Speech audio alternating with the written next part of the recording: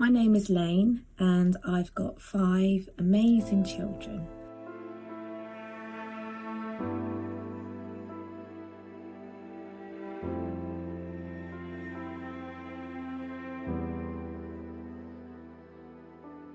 Over the years, we have battled with ketotic hypoglycemia. It's been different for all of them.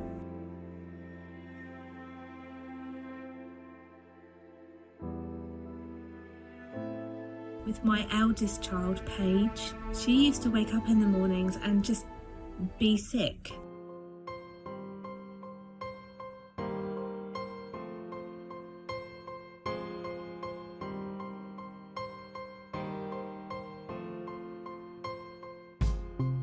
Her heart used to race, just by default really. I used to give her a sugary drink because that's what you do when you feel sick. And we'd get an appointment and go to the doctors, and by the time we got there she was absolutely fine, nothing wrong with her. This happened many times for Paige and we didn't really realise what was going on. I thank my instincts for giving her that sugary drink each time and managing her, and I'm also grateful that we had no huge crashes when she was younger.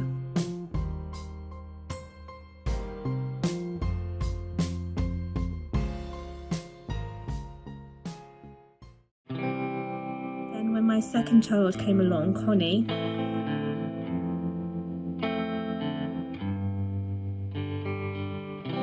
Connie was born with complex special needs. Connie was born blind through albinism.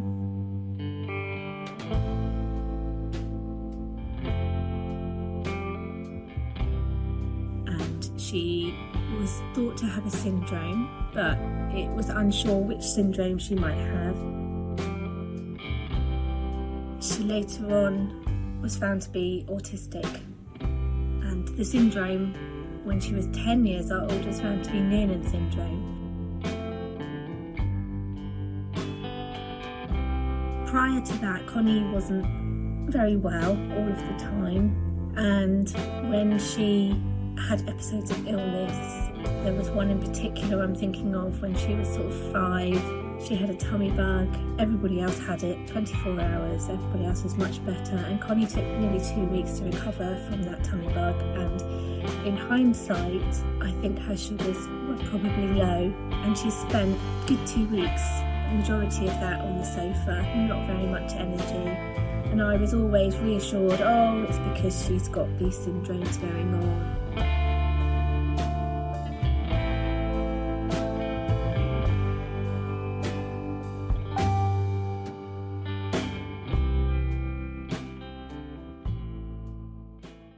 So when my third daughter was born, Pepper, it was when she started weaning off the breast, when she got to about 2 years old. She would have these episodes in the morning where she was just totally unrousable. And my instincts again told me that she needed something sugary, and I tried to give her a sugary cereal, and she'd have her face on the table and she wouldn't be able to hold her head up to scoop the breakfast in. And we were under a paediatrician anyway because my children have complex needs, and this was apparent from early on with Pepper as well. And I mentioned it to the paediatrician. I said, you know, she has these episodes, usually in the morning, although they can happen in the day, where she's just really lethargic and not really what you'd expect a 2-year-old to be like. And he said, next time it happens, just ring us and come straight in. It's a 10-minute drive. So we did that, we went in, and they thought, well, maybe it was a seizure. So we went down the route of having EEGs, MRI scan under anaesthetic, and a multitude of tests before we came to the realisation that what she was having was a low blood sugar. Unfortunately for us, one day when she had the EEG wires all over her head, she had a really scary low of 1.6. The ambulance came, checked her sugars, and I can't tell you how scary that was. When you leave the hospital, or if you have a home birth and you get your baby in your arms for the first time, you think, wow, this is precious, this life I've been entrusted with, and that's daunting enough. And when you have children that randomly drop their blood sugars for no reason, or sometimes there is a reason when they're unwell, the pressure that puts on a parent and the family is enormous. Because Pepper had the hypo with all the EEG leads on, that meant we could rule out that it was epilepsy. From then we were referred to multiple hospitals in the UK to see specialists to rule out all of the big conditions. We had controlled fasts, we had more admissions because her blood sugars would drop. As you can imagine, for a family, it really throws a spanner in the works. Somebody has to look after the other children. It's a whole day of sitting in the hospital where, worrying, panicking. Are my babies okay?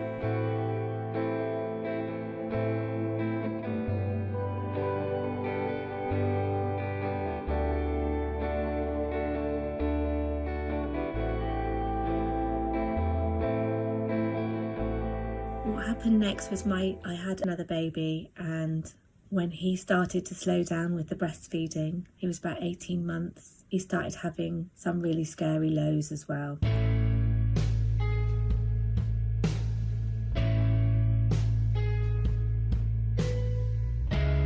Just out of nowhere, you could just see that he was dropping. And in fact, one morning, I had 3 of my children all have a low blood sugar, which led me to the realisation that mashed potato for tea was not a good thing to help them carry their blood sugars through. So my son Sullivan, he started to have hypos, and what that meant was he needed the same controlled fasts, he was seeing the same doctors. So both of my children were being examined and tested for a number of scary conditions that fortunately they didn't have.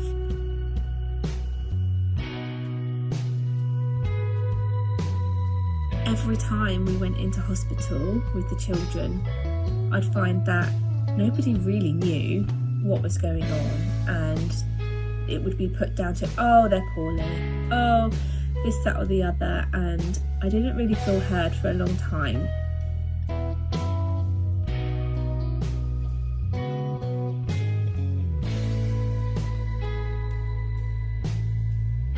My son Sully, when he was about 2.5, he slipped at home and he bit through his tongue.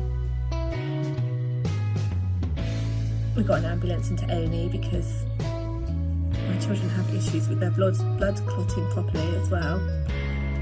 We got to A&E, we were there 2-3 hours, and they said, right, we will do surgery on his tongue and you can come back tomorrow. And I said, no, he's not going to eat.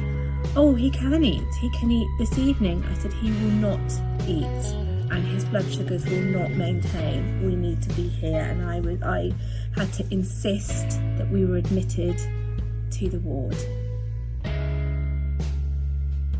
We were admitted to the ward, and I still wasn't taken seriously when I asked for my son to go on a drip with the dextrose, and it didn't happen. And they tried to reassure me and said, oh, it's very unlikely that his blood sugars are going to drop, and they kept coming back every 2 hours to check his blood sugars, and lo and behold, he crashed. He crashed in a big way, which was a shock to the staff at the hospital, but not to me. So we managed to then get a cannula into him and get him the sugars that he needed, and he recovered. Then he had to go for surgery. And then the next 24 hours, again, while he was getting to grips with using this new tongue, he struggled to eat and he needed to remain on that cannula to give him those sugars. By this point, it was a weekday and my usual paediatrician was back in the hospital, and I was able to say, this is what we need to stay another night. And he said, absolutely. And just having that one person that really listened to what I knew my son needed was really very helpful and reassuring. And because nobody wants, believe me, no parent wants to sit in the hospital for overnight, have their child cannulated. You just don't want that unless it's what they absolutely need.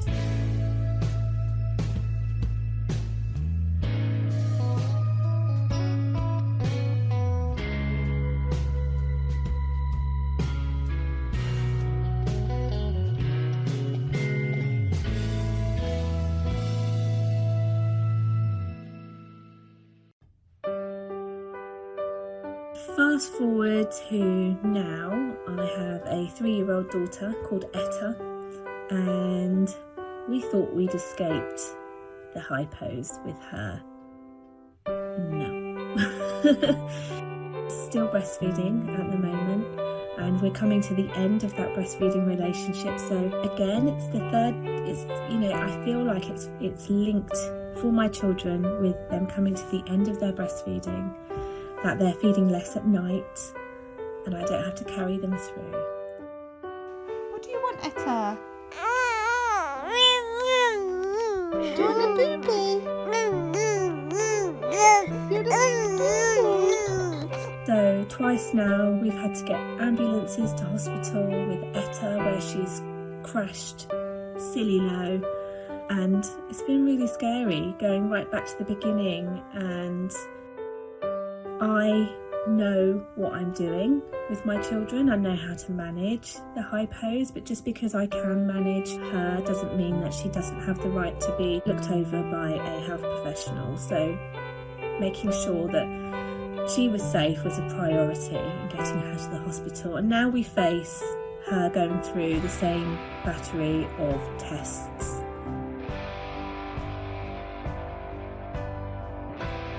Although I'd like to think that I've got enough about me to say, what she needs going forwards.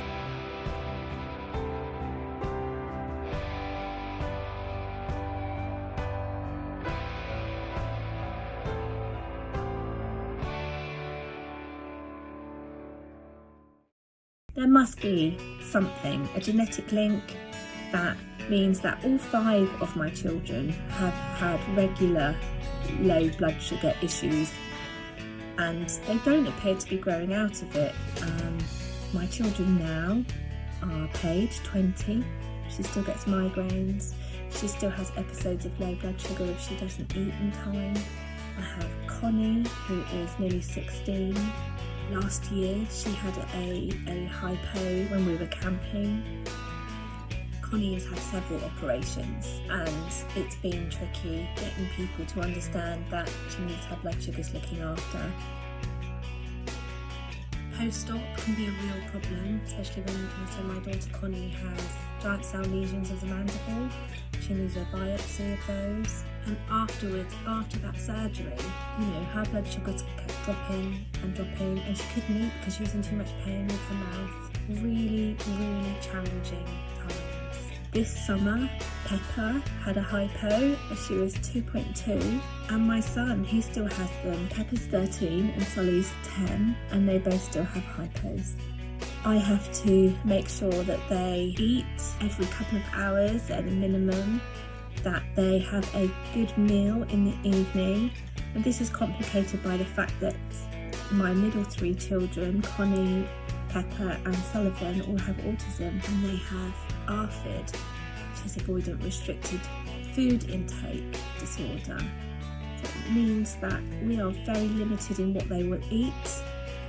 And again, it's a lot of pressure as a parent to make sure that your child eats because you don't know what could happen in the morning. Sullivan and Pepper have both had anaesthetics for things as well, and you almost have to be really, really pushy that your child needs to go on the list to go down first, and it's not because we don't want to wait around, it's because I'm worried about their safety. Even just general childhood illnesses like the chicken pox have thrown us huge curveballs. Pepper had all in her mouth, on her gums, and she could barely eat. To go into hospital with a child with the chicken pox because they're not eating, for 9 out of 10 children, not a problem, their body will carry them through. But with a child like mine, where their blood sugars don't regulate, it can be really serious.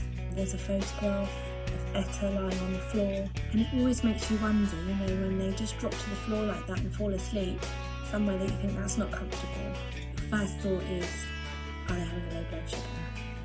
And as they grow, and you need to send them to nursery and school, you have to hand over that responsibility for them, which again is huge, because people aren't going to know your child like you know them. I can take one look at my children or have one smell of my children and go, right, okay, we're going to get the monitor out and we're going to check your blood sugars. And 9 times out of 10 with the older ones now, unless they're unrousable, we don't really tend to check. We just tend to just get more snacks in. We just try and do what we can to manage them, more based on their symptoms than their numbers, because we were also finding that, especially one day we went to see the endocrinologist, and Pepper, she absolutely slumped to the floor and she was not right, and the doctor insisted we check her blood sugars. Now they were around, I'm sure they were 4.5 or something like that. But symptomatic wise, she was having a crash. And is that because her blood sugars dropped really quickly? We don't know. Had they been at 7 and suddenly dropped to 4.5? There's no rhyme or reason to any of this for us. So we just tend to treat them based on their symptoms. As a family, when you have children who don't manage their blood sugars very well, it was brought to our attention one evening in a heat wave by going down to the river and throwing some stones in the water and playing after dinner in the evening, that the next day 2 of the children had low blood sugars, and that it's given us that knowledge that my children really can't do anything after dinner, or they need another dinner to carry them through the night, because their body will have used up that resource. Ask the parents, listen to the parents, because they will know their children, they will know what works, and they will look to you for the information and support, and encourage them that they know their children and that you believe them. I think my take-home message is that managing this has a huge impact on the children, on the families, and for me, I've been through this now several times with different things, with autism, with Noonan syndrome, and now to Ehlers-Danlos syndrome. One of my children has an official diagnosis of Ehlers-Danlos syndrome. It probably means that all of my children have the same condition. So I know how things work, and hospitals tend to go to the main illnesses to try and rule those out. But when you're a parent that isn't used to knowing this, it's really very frightening. It's very frightening to think your child might have X, Y, Z. It's very frightening to have your child have a low blood sugar and you have to ring the ambulance. And you don't want to waste anybody's time, because you know that a little bit of sugar is going to pick them up, but it's bigger than that. And I'm so glad that I've been in Facebook groups for all this time and getting parental support where I've needed it for my children.